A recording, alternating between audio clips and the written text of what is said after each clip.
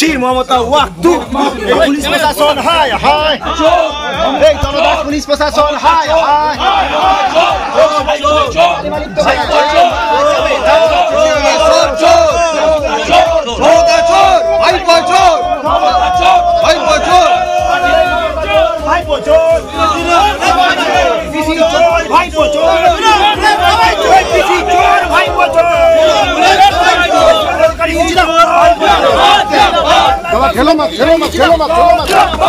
তারপরে আমি অনেক পথ জার্নি করে কেশপুরে গেছি।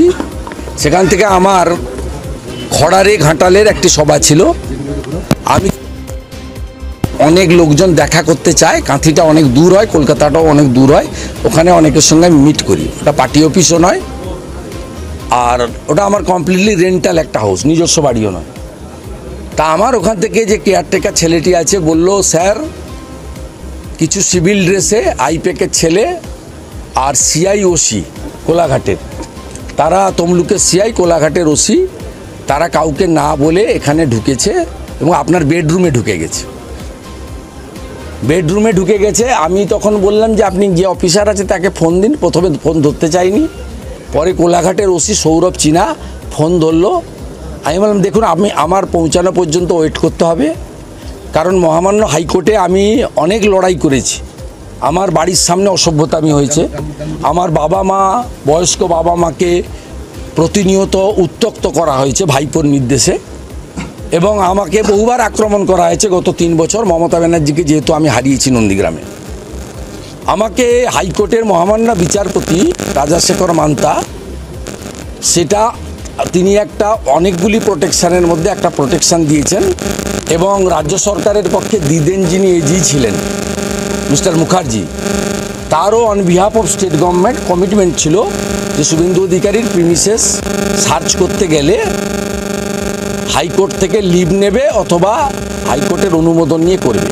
এটা হয়েছিল এই কারণে, মেঘনাথ পালকে গ্রেপ্তার করতে গিয়ে নন্দীগ্রামে আমার যে রেন্টাল রেস্টরুম কাম অফিস আছে নন্দনায়ক বাড়ে, সেটা সার্চ করতে গিয়েছিল ওরা।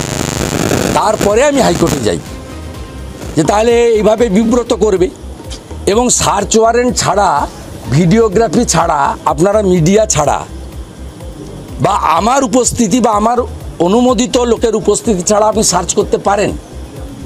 আপনি যদি দুটো ভাঙা বন্দুক রেখে দেন, আপনি যদি কিছু টাকা সেখানে রেখে দেন, আপনি যদি জাল নোট, হেরোইন, ড্রাগের কিছু বেআইনি জিনিস রেখে দেন, তার দায়িত্ব কে নেবে? এবং আপনারা আমাকে ফাঁসাবেন, এটা পারেন না। ন্যাচারাল জাস্টিস 226 আমি ওরা ওখানে শুনতে চাইনি। পরবর্তীকালে আমি আমার রাজনৈতিক সহকর্মী যারা আছেন, বামদেব গুচ্ছাইত, দেবব্রত পট্টনায়ক, সিন্টু সেনাপতিদের খবর দিই যে ভাই আমার পৌঁছানো পর্যন্ত তোমরা যাও এবং ওদেরকে বলো এই কাজটা করতে না। আমার উপস্থিতিতে ভিডিওগ্রাফিতে সার্চ ওয়ারেন্ট যদি থাকে, হাইকোর্টের অনুমোদন থাকে, আমি অ্যালাউ করব। আমি ল অ্যাবাইড পিপল। তারপরে ওরা ওখানে যথেষ্ট অসভ্যতামি করেছে 1 ঘন্টার বেশি সময় ধরে, এবং এর নেতৃত্ব দিয়েছে সিআই তমলুক। ওই বেটার নামটা কি? চম্পক রঞ্জন চৌধুরী, আর যিনি নন্দীগ্রামে গণহত্যার সময় নন্দীগ্রামের ওসি ছিলেন, আর এখানে ওসি সৌরভ চিনা। এবং আমাদের লোকেরা পরে যখন যায়, লয়ার কল্লোল গেছিল, বামদেব গুচ্ছাইত, সিন্টু, দেবু পট্টনায়ক, আরও পরে গেল, এখন তাপসীও পৌঁছেছে, নীলাঞ্জনও পৌঁছেছে, তা আমাদের তাপস ভাইও আছে, অনেক সুকুল এসছে। তারপরে তারা আমাকে বলছে যে আইপ্যাকের লোকজনও সাথে ছিল, এবং তারা ছোট হাতিতে করে, বস্তায় করে কিছু নয় অস্ত্র, নয় ড্রাগ, নয় টাকা নিয়ে গেছিল। আমি অবাক, কোন রাজ্যে বসবাস করছি? আপনি ইসিআইর অনুমোদন নেবেন না, হাইকোর্টে কমিট করেছেন, সার্চ ওয়ারেন্ট নেবেন না, ভিডিওগ্রাফি করবেন না, মিডিয়াকে ডাকবেন না, leader of opposition, equivalent to cabinet minister, এবং হাইকোর্টে আমার প্রোটেকশন আছে। আপনার মুখ্যমন্ত্রী সুপ্রিম কোর্টে গেছিল, সুপ্রিম কোর্ট হাইকোর্টে ফিরিয়ে দিয়েছে, স্টে দেয়নি, আপনার আবেদন শোনেনি, তারপরেও আপনি এই জিনিস করবেন। আমি এখানে এসেছিলাম, তা পুরুষ ওসি এবং সিআই দুজনই নেই। আমার একটা প্রোগ্রাম নষ্ট করেছে। আমি আপনাদের মাধ্যমে ঘাটালের খড়ারে যে 10,000 মানুষ জড়ো হয়েছিলেন তাদের কাছে ক্ষমা চাইছি। যে গণদেবতা, আমার কোনো ভুল দোষ নেই, আমি বাধ্য হয়েছি, মমতার অত্যাচারের শিকার। আমার আরেকটা প্রোগ্রাম আছে পাঁশকুড়াতে, রোড শো হিরণের সমর্থনে, আমি সেখানে যাব।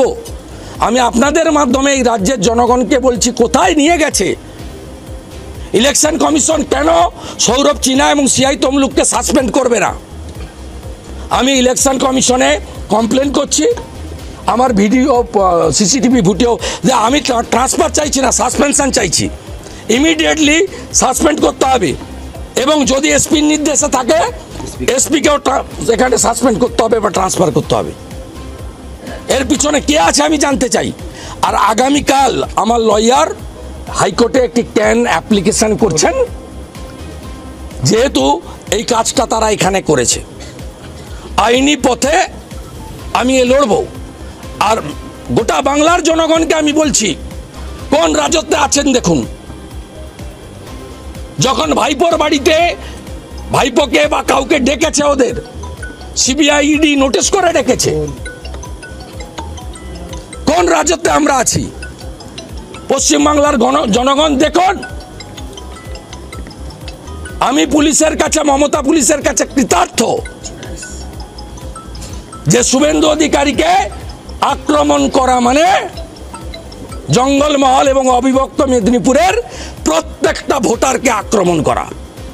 এর জবাব 25 তারিখে আর 1 তারিখের ভোটে আপনারা দেবেন।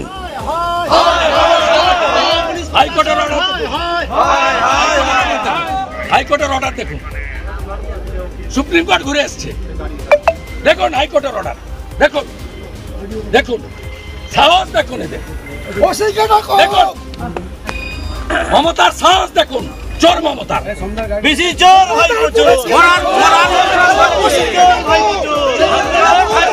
তৃণমূলের সবাই চোর, সবাই চোর। এই চোর মমতা ওয়াকু, এই চোর মমতা ওয়াকু, এই চোর মমতা ওয়াকু।